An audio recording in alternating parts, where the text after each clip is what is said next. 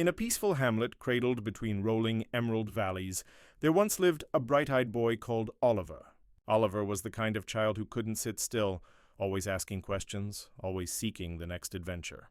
His days were filled with barefoot races through meadows, scrambling up ancient trees, and watching clouds drift lazily across the summer sky.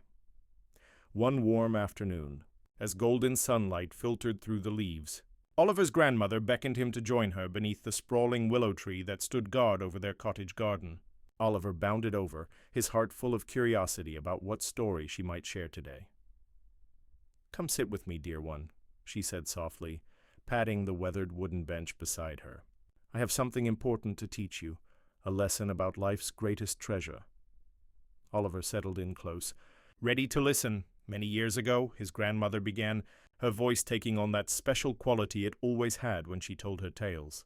There existed a prosperous realm governed by a thoughtful and compassionate queen. Her people adored her, and under her guidance the land flourished with happiness and abundance. One spring, the queen made an announcement that rippled through every corner of her domain. She would hold an extraordinary challenge. Whoever could present her with the world's most precious gift would earn the honor of becoming her chief counselor. News of this contest spread like wildfire. Merchants, nobles, scholars, and travelers began their journeys to the capital, each carrying what they believed to be priceless offerings. Carriages arrived laden with sparkling gems, ancient manuscripts, silken tapestries, and treasures from across the seas. Among all these wealthy competitors was a humble gardener named Elena. She tended a small plot of vegetables on the outskirts of town and had no riches to her name. Yet when she heard of the queen's challenge, something stirred in her heart. She believed she understood what truly mattered. On the day of the grand presentation, the palace courtyard overflowed with eager contestants. The queen sat upon her throne, her expression both curious and patient as she examined each offering with care. One after another, people came forward. There were paintings by master artists, rare spices that perfumed the entire courtyard, musical instruments crafted from precious metals, and even a cage containing a bird with feathers like rainbows. The queen acknowledged each gift with grace, yet her eyes showed she was searching for something deeper. At last, Elena stepped forward. In her weathered hands she carried only a simple glass hourglass, its sand a mix of black and white grains. The crowd fell silent, some even laughing quietly at the plain appearance of her gift. "What have you brought me?" the queen asked gently, sensing there was more to this offering than met the eye. Elena held the hourglass up to the light. "Your Majesty, I bring you the rarest treasure in all creation. This hourglass contains time itself, the one thing that unites us all. Whether we're queens or gardeners, young or old," she continued, "the black sand represents the moments we've already lived, our memories, our lessons, our joys and sorrows. These cannot be changed or relived. The white sand represents the future, the moments yet to come, full of possibility but uncertain." Elena turned the hourglass over, and the sand began its gentle descent.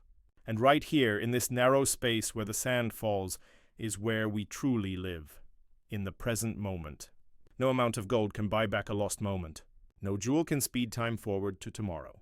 Time flows for everyone equally, yet how we choose to spend it makes all the difference." The queen rose from her throne, moved by Elena's profound understanding. "You have shown me what I was hoping someone would see," she said, her voice filled with emotion. "All these magnificent treasures around us can be replaced or replicated, but time is the one gift we can never reclaim once it's gone." And so Elena became the queen's most trusted advisor. She helped the queen make decisions not based on wealth or power, but on how they would honor the precious time of every person in the kingdom. Together they taught the realm a truth that transformed how people lived, that each sunrise was a gift. Each moment with loved ones was priceless, and each opportunity to make a difference should be treasured. The kingdom flourished not because its people accumulated more riches, but because they learned to invest their time in what truly mattered, in kindness, in growth, in connection, and in purpose. Oliver's grandmother paused, letting the story settle into his young heart like seeds in fertile soil. "Do you understand, my dear Oliver?" she asked, taking his small hand in hers. Oliver nodded slowly, his mind turning over this new wisdom. "Time is special because we can't save it up or get it back.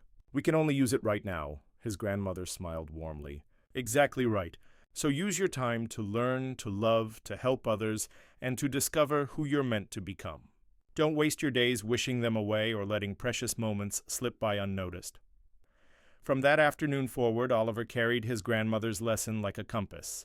He still played and explored, but now he truly paid attention to the feeling of grass beneath his feet, to the laughter of his friends, to the quiet conversations at the dinner table. He learned to recognize that every tick of the clock was an invitation to live fully. Years later, when Oliver had children of his own, he would sit with them beneath that same willow tree and share the story of the gardener and the hourglass, passing down the timeless wisdom that his grandmother had given him.